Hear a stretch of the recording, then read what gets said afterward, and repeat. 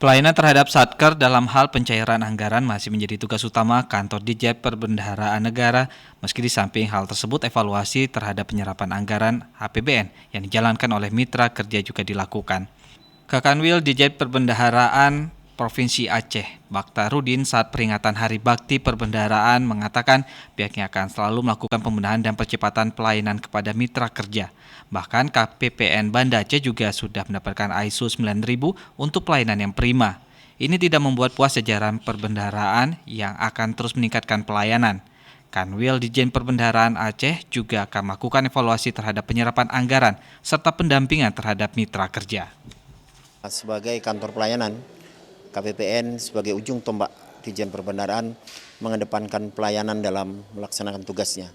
Kemudian dalam rangka membantu pembiayaan operasional kegiatan rutin kementerian lembaga, KPPN juga diharapkan memberikan layanan yang terbaik, kemudian membantu melakukan penyaluran dan pencairan dana secara efektif.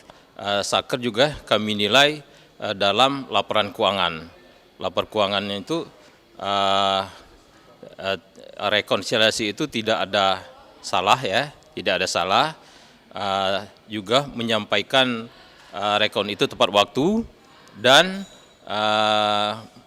menyampaikan berkas kembali ke kita tepat waktu juga. Itu yang menjadi dasar penilaian Satker yang terbaik di KPPN Banda Aceh.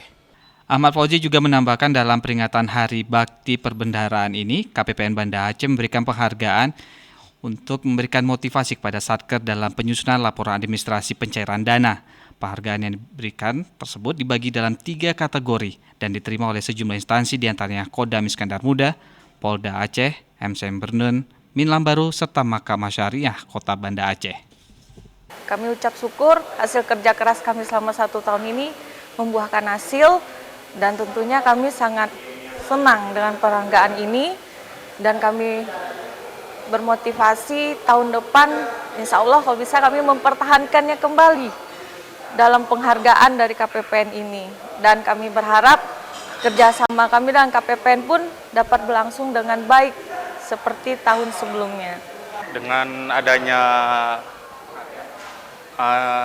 motivasi ini kami menjadi sangat lebih motivasi lagi untuk menjalani kinerja kami yang lebih baik lagi.